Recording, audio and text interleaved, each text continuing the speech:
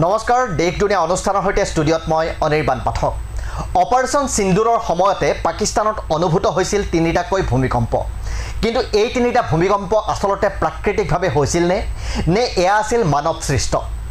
ভাৰত পাকিস্তানৰ মাজৰ উত্তেজনাৰ সময়তে পাকিস্তানত উৎপত্তি হোৱা এই তিনিটা ভূমিকম্পক লৈ এতিয়া বিশ্বত চৰ্চা চলিছে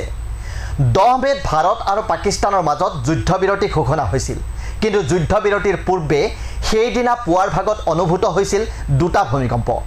এই দুয়োটা ভূমিকম্পৰ প্ৰাবল্য আছিল ক্ৰমে 4.7 ৰিক্টাৰ স্কেল আৰু 4.0 ৰিক্টাৰ স্কেল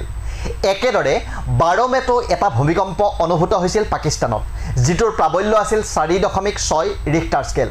আৰু এইদৰে তিনিটাকৈ কম প্ৰাবল্যৰ ভূমিকম্প অনুভূত হৈছিল পাকিস্তানত আটাইকেইটা ভূমিকম্পৰ অভিকেন্দ্ৰ আছিল দেশখনৰ উত্তৰ পশ্চিম অঞ্চলত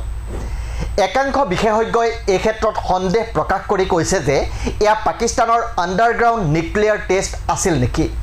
কিন্তু এই সন্দেহ আহিল কিয় 2024 চনৰ এপ্ৰিল মাহৰ পৰা অক্টোবৰ মাহলৈকে ইৰাণ আৰু ইজৰাইলৰ মাজত উত্তেজনা তুংগত আছিল আৰু দুয়োখন দেশে ইখনে সিখনৰ ওপৰত ড্ৰোন মিছাইল আৰু বিমান আক্ৰমণ চলাইছিল একে সময়তে ইৰাণত ধাৰাবাহিকভাৱে কম তীব্ৰতাৰ ভূমিকম্পৰ খবৰ পোৱা গৈছিল সেই সময়ত অনুমান কৰা হৈছিল যে তেহৰানে ভূগৰ্ভস্থ পাৰমাণৱিক পৰীক্ষা সম্পন্ন কৰিছে আৰু এই ভূমিকম্পবোৰ মাটিৰ তলৰ পৰা নিৰ্গত হোৱা শক্তিৰ বাবে হৈছিল ইপিনে পাকিস্তান এখন পাৰমাণৱিক শক্তিধৰ দেশ আৰু এতিয়া ভাৰত আৰু পাকিস্তানৰ মাজত উত্তেজনা চলি থকাৰ মাজতো এনেদৰে কম প্ৰাবল্যৰ ভূমিকম্প অনুভূত হৈছে গতিকে বিশ্বৰ সন্দেহৰ আঙুলি গ'ল পাকিস্তানলৈ পাকিস্তানে ভূগৰ্ভস্থ পাৰমাণৱিক পৰীক্ষা কৰিছে নেকি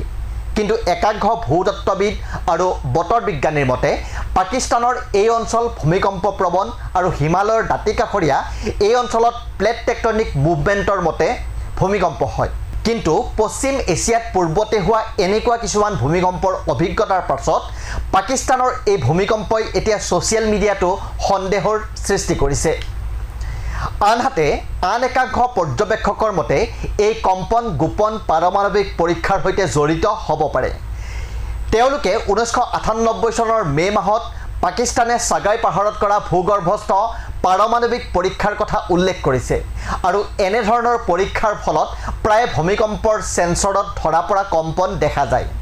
অৱশ্যে পাকিস্তানৰ এনে সম্ভাৱ্য পাৰমাণৱিক পৰীক্ষণ সন্দৰ্ভত হোৱা সন্দেহক খাৰিজ কৰিছে ভাৰতৰ নেশ্যনেল চেণ্টাৰ ফৰ ছিস্মোলজিৰ সঞ্চালক অ' পি মিশ্ৰই পিটিআইত কৈছে যে পাৰমাণৱিক বিস্ফোৰণৰ চিন বেলেগ হয় ছিস্মোগ্ৰাফে ইয়াক স্পষ্টভাৱে ধৰা পেলাব পাৰে প্ৰবীণ ভূমিকম্প বিজ্ঞানী এ কে শুক্লাই কৈছে যে পাৰমাণৱিক বিস্ফোৰণৰ তথ্য ছিস্মোগ্ৰাফত বেলেগ ধৰণে লিপিবদ্ধ হয় শুক্লাই লগতে কৈছে যে ভূমিকম্পৰ খবৰ বিভিন্ন স্থানৰ পৰা আহিছে আৰু বিভিন্ন অঞ্চলত পাৰমাণৱিক সুবিধা থকাটো সম্ভৱ নহয় গতিকে পাকিস্তানৰ পাৰমাণৱিক পৰীক্ষণৰ সন্দেহ নাকচ কৰিছে বিজ্ঞানীগৰাকীয়ে পাকিস্তান ভাৰত আৰু ইউৰেছিয়ান টেকটনিক প্লেটৰ মাজৰ অংশত অৱস্থিত আৰু ইয়াৰ ফলত বেলুচিস্তান খাইবাৰ পখতুৱানখোৱা